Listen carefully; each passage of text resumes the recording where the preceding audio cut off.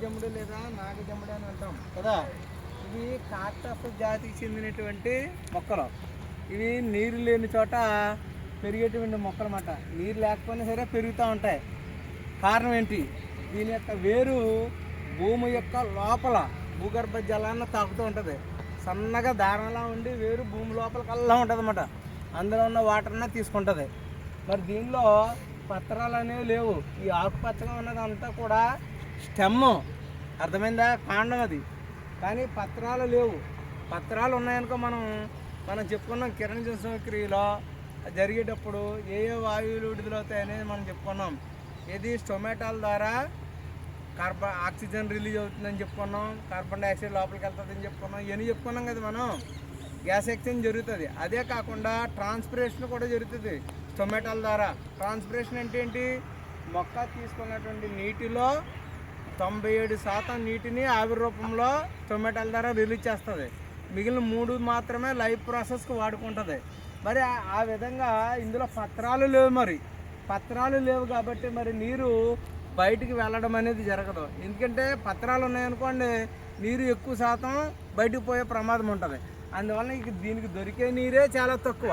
అందువలన ఇవి ఏం చేస్తాయి? పత్రాలు ముళ్ళుగా మారిపోతాయి. ఈ ముళ్ళన్నీ కూడా పత్రాలు అన్నమాట. ఇవి పత్రాలు ముళ్ళుగా రూపాంతరం చెందుతాయి అన్నమాట.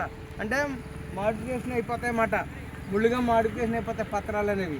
ఇలా పత్రాలు ముళ్ళుగా మారడం వల్ల లాభం ఏంటి? మొక్కకి నీరు ఆవిరి రూపంలో బయటికి వెళ్ళడం అనేది జరగదన్నమాట. అర్థమైందా? అంటే ఇక్కడ ట్రాన్స్పిరేషన్ అనేది ఎక్కువగా జరగకుండా ఉండడానికి ఉపయోగపడతాయి అన్నమాట ముళ్ళు. తర్వాత అలాగే ఇక్కడ కాయలు ఉన్న చూడండి, కాక్టస్ ఫ్రూట్స్. మనం డ్రాగన్ ఫ్రూట్ జాతికి సంబంధించింది ఈ జాతి కూడానే. డ్రాగన్ ఫ్రూట్లో ఎన్ని పోషకాలు అయితే ఉంటాయో సేమ్ అన్ని పోషకాలు ఈ ఫ్రూట్లో ఉంటాయి. ఇది మనకు ఫ్రీగా లభిస్తుంది. డ్రాగన్ ఫ్రూట్ 100 రూపాయలకి కొంటాం. అంటే కొన్న ఫ్రూటే మనకి ఇష్టం. ఇలా ఫ్రీగా వచ్చి మనం వాడం. ఇటువంటి ఫ్రూట్ని జాగ్రత్తగా పైన ఉన్నటువంటి లేయర్ అంతా తీసేసి పండిన తర్వాత లోపల తింటే అది కూడా అనేక రకాల పోషకాలు, B12 అనేది, విటమిన్ K అనేది, విటమిన్ C ఇవన్నీ కూడా ఉంటాయి ఇందులో. B12 కూడా ఉంటుంది ఇందులో. ఇది ఎడారి మొక్క. ఇది ఏంటిది? డెజర్ట్ ప్లాంట్ అని అంటాం. డెజర్ట్ ప్లాంట్ అంటే నీరు లేని చోట పెరిగేటువంటి మొక్కల్ని డెజర్ట్ ప్లాంట్స్ అని అంటమాట. ఓకే, ఆఫ్ చేయండి.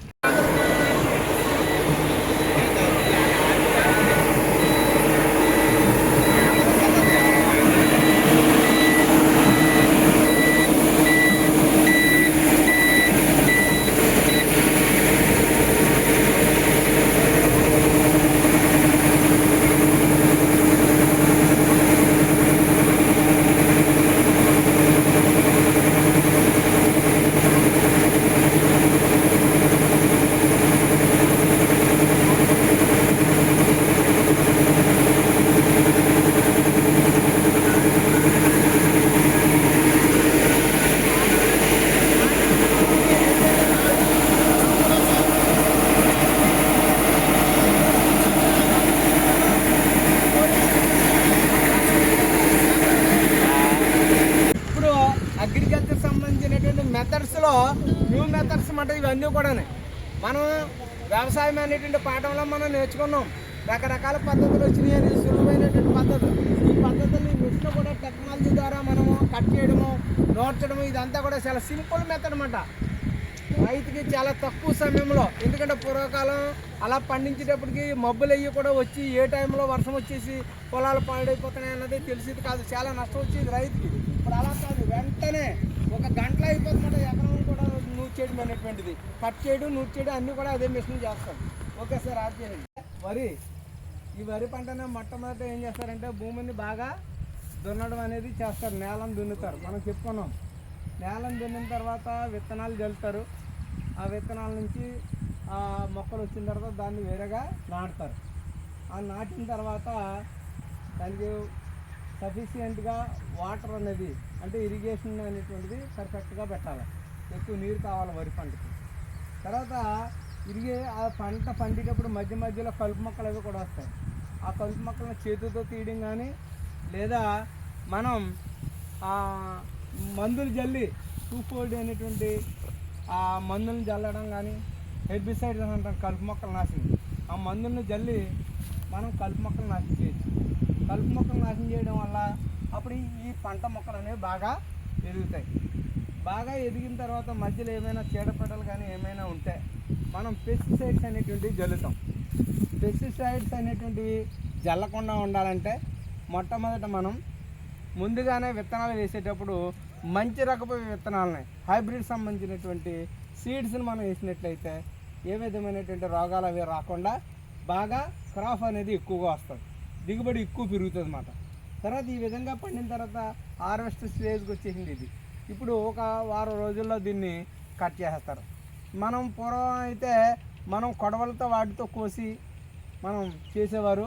కానీ ఇప్పుడు ఏంటంటే ఇక్కడ మిషన్లకు వస్తున్నాయి. మిషన్లు కోయడం వల్ల ఏమవుతుందంటే పైకి కోసేస్తున్నాయి. చూడండి, ఇక్కడ మిషన్ కోత కోసేటప్పుడు చాలా పైకల్లా వచ్చేస్తుంది కోత, కానీ మనం కోసేటప్పుడు కిందకల్లా వచ్చేది. కిందకల్లా వచ్చిన తర్వాత మనం దాంతో నూర్చితే గడ్డి అనేది ఉండేది. ఆ గడ్డి పశువులకు వేసేవాళ్ళం. కానీ ఇప్పుడు అలా కాదు. ఇక్కడ మిషన్ ఏం చేస్తుంది, పైన కట్ చేసేస్తుంది. కట్ చేయడం వల్ల మిగతా ఇది అంత ఉండిపోతుంది కదా. ఇది దేనికంటే ఇది అలాగా కొన్ని రోజులు ఉండిపోయి వాటర్ పెట్టేస్తే ఇది బాగా కుళ్ళిపోయి ఎరువు కింద కూడా తయారైపోద్ది. ఇది అంటే భూమి బలంగా తయారవుతుంది. మనం చెప్పుకున్నాం, భూమి బలంగా తయారవ్వాలంటే ప్రతిసారి కూడా ఒకే రకమైన పంటను వేయకూడదు. ఏం చేయాలా చెప్పాలా? క్రాప్ రొటేషన్ అనేది చేయాలా. అంటే పంటకి మధ్యలో అపరాలు కలిగిన మొక్కలు, అంటే లెగ్యుమినీస్ కుటుంబానికి చెందిన మొక్కలు, అంటే పప్పు దినుసులకు సంబంధించిన మొక్కల్ని మనం ఆ జాతిని వేసినట్లయితే మరలా లోపల రైజోబియం బ్యాక్టీరియా బాగా డెవలప్ అయ్యి నత్రజని సేకరించి భూమిలో ఉంచుతుంది. అటువంటి భూమిలో పంటలు వేస్తే పంట ఆరోగ్యంగా పండుతుంది. ఓకే, చూడండి, మనం ఇప్పుడు మీరు 9th నుంచి 10th క్లాస్లోకి వచ్చారు. మనకి లైఫ్ ప్రాసెస్లో మొక్కలలో ఫోటోసింథసిస్ గురించి మనం చెప్పుకుంటున్నాం. ఫోటోసింథసిస్ అంటే ఏంటి? మొక్కలో ఆహారాన్ని తయారు చేసుకోవడం. ఎలా తయారు చేసుకుంటాయి అనేది చూద్దాం. మొక్క ఫుడ్ని ప్రిపేర్ చేసుకోవాలనుకోండి, సన్లైట్ కావాలి. సన్లైట్ ఆల్రెడీ పత్రాల్లో ఏముంటుంది, క్లోరోఫిల్ ఉంటుంది. తర్వాత పత్రానికి అడిగిన ఏముంటాయి, పత్రరంధ్రాలు, దాన్ని ఏమంటాం స్టొమాటాలు ఉంటాయి. స్టొమాటాల ద్వారా ఏం వెళ్తుంది, కార్బన్ డైఆక్సైడ్ వెళ్తుంది. ఓకే, అలాగే భూమి నుంచి రూట్ ఏం చేసుకుంటుంది, వాటర్ స్టెమ్కి ఇస్తుంది. స్టెమ్ నుంచి ఎక్కడికి వెళ్తుంది, బ్రాంచెస్కి వెళ్తాయి. బ్రాంచెస్ నుంచి ఆకులకు వస్తుంది. ఆకుల్లో ఉన్నటువంటి క్లోరోఫిల్ చాలా ముక్క. ఓకే, రెడీనా?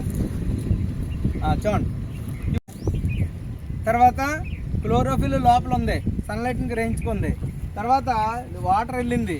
తర్వాత మనం విడుదల చేసినట్టు కార్బన్ డైఆక్సైడ్ టొమాటోల ద్వారా లోపలికి వెళ్ళినాయి. ఇప్పుడు మొత్తం కార్బన్ డైఆక్సైడ్, సన్లైట్, తర్వాత వాటర్, తర్వాత క్లోరోఫిల్, ఈ 4 ఫ్యాక్టర్స్ని తీసుకుని మొక్క ఆహారం తయారు చేసుకుంది. మరి ఈ విధంగా తయారు చేసుకోవడానికి మనం ఏమంటాం, ఫోటోసింథసిస్ అని అంటాం. ఈ ఫోటోసింథసిస్ జరిగినప్పుడు సూర్యకాంతిలో సూర్యకిరణాలను ఫోటాన్స్ అని అంటాం. ఈ సూర్యకిరణాలలో ఉన్నటువంటి శక్తిని క్వాంటమ్స్ అని అంటాం. ఆ క్వాంటమ్ అనేటువంటి శక్తిని ఈ క్లోరోఫిల్ గ్రహించుకొని నీటి అణువుని విడగొడుతుంది. నీటి అణువు ఫార్ములా ఏంటి, H2O. ఈ H2Oని ఎలా విడగొడుతుంది అంటే ఆక్సిజన్ కింద హైడ్రోజన్ కింద విడగొడుతుంది. ఆక్సిజన్ ఏమో బయటకు విడుదలైపోద్ది, హైడ్రోజన్ లోపల ఉండిపోద్ది. మరి దీన్నే ఈ నీటి అణువుని విడగొట్టడాన్ని ఏమంటాం, ఫోటోలైసిస్ అని అంటాం. ఏమంటాం, ఫోటోలైసిస్ అని అంటాం. అంటే సూర్యకాంతిలో ఉన్నటువంటి శక్తిని గ్రహించుకుని నీటి అణువుని విడగొట్టడాన్నే ఫోటోలైసిస్ అంటాం.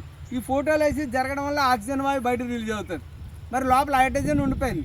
ఈ హైడ్రోజన్ దేనికి ఉపయోగపడుతుంది, కార్బన్ డైఆక్సైడ్ ఎలా లోపలికి వెళ్ళింది కదా పత్రరంధ్రాల ద్వారా. ఈ కార్బన్ డైఆక్సైడ్ ఆ హైడ్రోజన్తో కలిసి ఏం తయారవుతుంది, పిండి పదార్థం తయారవుతుంది. దాన్ని ఏమంటాం, గ్లూకోజ్ తయారైంది. గ్లూకోజ్ ఫార్ములా ఏంటి, రెడీ చెప్పాలా, O6 కదా.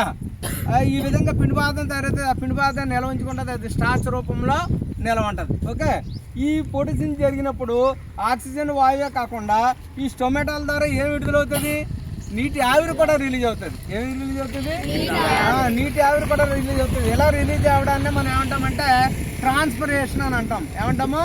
ట్రాన్స్పిరేషన్ అనేటువంటిది జరుగుతుంది అనమాట. ఈ ట్రాన్స్పిరేషన్ అరికట్టడానికే మనకి అక్కడ ముళ్ళుగా మారే ఆకులు, ఇందులోని బ్రహ్మజముడు చెప్పుకున్నాం కదా క్యాక్టస్లో, అది మాట. ఇది మొక్కల ఆహారం ఈ విధంగా తయారు చేసుకుంటాయి.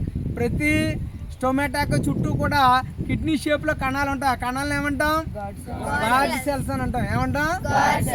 గాడ్ సెల్స్ అనే కిడ్నీ టైపులో ఉంటాయి. గాడ్ సెల్స్ వాటర్ తీసుకున్నాయనుకో, వాటర్ తీసుకున్న తర్వాత ఇలా ఉబ్బుతాయి. ఉబ్బిన వెంటనే పత్రరంధ్రం ఆ స్టొమాటో అనేది మూసుకుపోతుంది. ఆ గాడ్ సెల్స్లో వాటర్ లేదనుకో ఇలా విడిపోతాయి. అప్పుడు పత్రరంధ్రం తెరుచుకుంటుంది, లోపల నీరు ఆవిరైతుంది అన్నమాట. అర్థమైందా? అంటే పత్రరంధ్రం మూసుకోవాలన్నా తెరుచుకోవాలన్నా గాడ్ సెల్సే మీదే ఆధారపడి ఉంటుంది అన్నమాట. ఓకేనా? ఈ విధంగా మొక్కలన్నీ కూడా ఆహారం తయారు చేసుకున్నాయి కాబట్టి వాటిని ఆటోట్రోఫ్స్ అని అంటాం. ఏమంటాం? ఆటోట్రోఫ్స్. ఇంకా ఎగ్జాంపుల్ ఏంటి? మొక్కలే కాకుండా ఆల్గే కూడా ఆటోట్రోఫ్సే. అలాగే సమ్ బ్యాక్టీరియాస్, కొన్ని బ్యాక్టీరియాలు కూడా ఆహారాన్ని తయారు చేసుకుంటాయి. ఫోటోసింథసిస్ ద్వారా ఆకుల్లో ఆహారం తయారైంది. ఈ తయారైనటువంటి ఆహారం స్టెమ్కి వెళ్తుంది. స్టెమ్ నుంచి మొక్క యొక్క అన్ని భాగాలకు వెళ్తుంది. ఓకే, అన్ని భాగాల్లో కూడా ఆహారం ఉంటుంది. మిగిలినటువంటి ఆహారం అంతా కూడా ఆ కాయల్లో నిల్వ ఉంటుంది.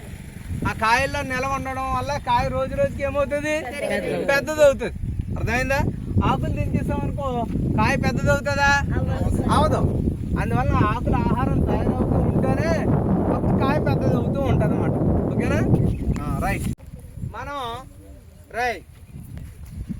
పంట బాగా పండాలంటే వాటర్ అనేది అతి ముఖ్యమైనది, అంతే కదా? వాటర్ ఉండాలి. వాటర్ సంబంధించిన దాన్ని మనం ఇరిగేషన్ అని అంటాం. మరి నీటిపారుదల సౌకర్యం అనేది పర్ఫెక్ట్గా ఉండాలి. మరి నీటిపారుదల సౌకర్యం అనేది ఇంతకుముందు పూర్వకాలం కాలువల ద్వారా వచ్చేది నీరు. అలాగే చెరువులు ఉంటుంది నీరుని, అలాగే బావులు తవ్వి బావుల్లో ఉంటే నీటిని వాడేవారు. కానీ ప్రస్తుతం ఆధునిక ప్రపంచం అభివృద్ధి చెందింది కాబట్టి, టెక్నాలజీ అభివృద్ధి చెందింది కాబట్టి నీరుని వేస్ట్ చేయకుండా ఈ పద్ధతిలో ఆధునిక పద్ధతులు అనేటువంటి రెండు వచ్చినాయి. ఒకటే స్ప్రింక్లర్ మెథడ్, రెండోది డ్రిప్ ఇరిగేషన్. డ్రిప్ ఇరిగేషన్ పద్ధతిలో ఇదిగో చూడండి, ఇది పైపు. ఈ పైపులో వాటర్ వెళ్తూ ఉంటుంది. ఈ పైపు అక్కడక్కడ కూడా ఎక్కడైతే మొక్కలు ఉన్నాయో ఆ మొక్కలు ఉన్న దగ్గర చిన్న చిన్న చూదుతో రంధ్రాలు పెడతారు. పెడితే డ్రాప్ కింద పడుతూ ఉంటుంది అన్నమాట. దీన్ని డ్రిప్ ఇరిగేషన్ అంటారు. ఈ పైప్ సెట్ అంతా కూడా డ్రిప్ ఇరిగేషన్ సంబంధించిందే. ఈ డ్రిప్ ఇరిగేషన్ ద్వారా నీరు ఎక్కువగా బయటికి ఆవిరైపోయి వెళ్ళిపోవడం అనేది జరగదు. ప్రతి నీటి చుక్క కూడా మొక్క అటువంటి వేరులోకి ప్రవేశించి అక్కడి నుంచి ఆ వేరు నుంచి దాని యొక్క శరీర భాగంలోకి వెళ్ళడం అనేది జరుగుతుంది అన్నమాట. ఇది డ్రిప్ ఇరిగేషన్. డ్రిప్ ఇరిగేషన్లో అలా చూడండి, అక్కడ బోర్ ఉంది చూసారా? బోర్ కానీ ట్యాంక్ కానీ ఉంటుంది అన్నమాట. ఆ ట్యాంక్ నుంచి నీరు ఫోర్స్తో ఇలా వస్తూ ఉంటుంది. ఇలా వచ్చి మొత్తం అన్ని పొలంలో ఉన్నటువంటి అన్ని భాగాలకు పంపిస్తూ ఉంటారు అన్నమాట. ఇటువంటి డ్రిప్ ఇరిగేషన్ వల్ల నీరు వృధా అవడం అనేది జరగదన్నమాట. ఓకే, చూడండి స్ప్రింక్లర్ మెథడ్. అదే మనకి ఇరిగేషన్లోనే ఇది రెండోది. ఒకటి డ్రిప్ ఇరిగేషన్ చెప్పాం, రెండోది స్ప్రింక్లర్ మెథడ్. స్ప్రింక్లర్ మెథడ్ అంటే వాటర్ చాలా ఫోర్స్తో వస్తుంది. వచ్చిన తర్వాత ఇక్కడ ఇది తిరుగుతూ ఉంటుంది అన్నమాట. ఇది తిరిగి నీరు ఇలా రౌండ్గా తిరుగుతూ ఉంటుంది. ఆ చుట్టుపక్కల మొక్కలు అన్నీ కూడా పర్ఫెక్ట్గా వాటర్ పడుతుంది అన్నమాట. ఇటువంటి పద్ధతిలో మనం తెలుసుకున్నాం. మన క్లాసులో మనం మొన్నే నేర్చుకోవడం జరిగింది. స్ప్రింక్లర్ మెథడ్లో మనం వీటిని వాడతాం. డ్రిప్ ఇరిగేషన్లో ఈ పైపులు వాడతాం. ఓకేనా?